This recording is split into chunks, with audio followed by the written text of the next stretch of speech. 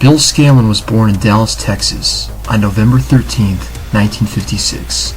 He would pick up the game of tennis as a young child and would go on to have a stellar collegiate career, playing for Trinity University.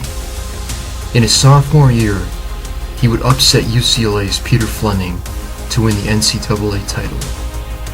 Bill's success at the collegiate level would transfer over to the Pro Tour when he defeated Harold Solomon at his first Grand Prix event. Later that same year, he would defeat Adriano Inata at the US Open. And by March of 1977, he would find himself ranked 26th in the ATP rankings. On the verge of cracking the top 10, Scanlon would struggle to reproduce the same type of results during the 1978 season and would eventually fall to 100 in the world before slowly working his way back up. In 1979, he would reach the quarterfinals of Wimbledon before losing to Jimmy Connors. However, just a few months later, Scanlon would reach his second Grand Slam quarterfinal at the 1980 Australian Open. Thanks in part to reaching two Grand Slam quarterfinals in the course of 1 year, Scanlon would find himself back inside of the top 30. He would finish the 1980 season ranked 26th. Over the next few years, Scanlon would be for the most part a mainstay inside of the top 50, but that elusive break that was needed for going beyond always seemed to be just outside of his grasp.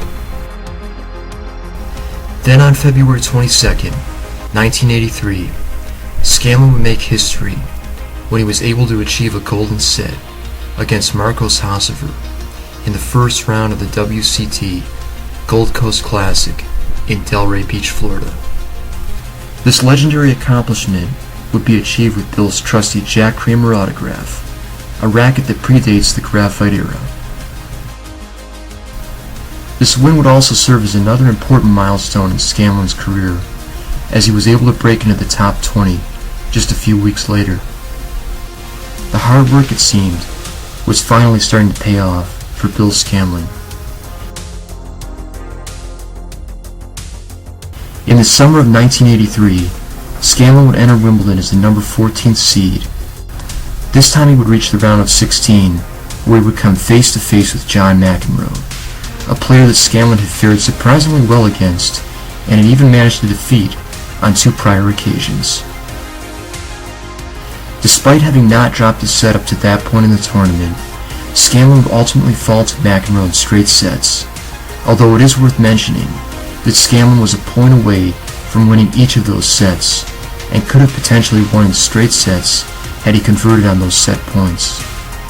The next month, Scanlon would enter the US Open as the number 16 seed and would again win his first three matches, but nobody could foresee what would happen next. Awaiting Bill Scanlon in the round of 16 wasn't just any regular opponent, but instead a man who was already well on his way to becoming a legend in the game.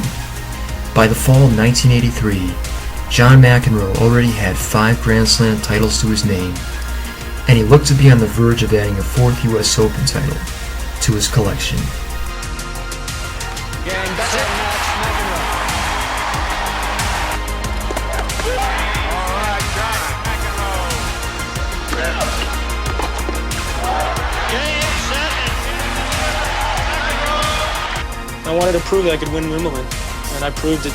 I feel good because I beat a guy that's one of the greatest players that ever lived.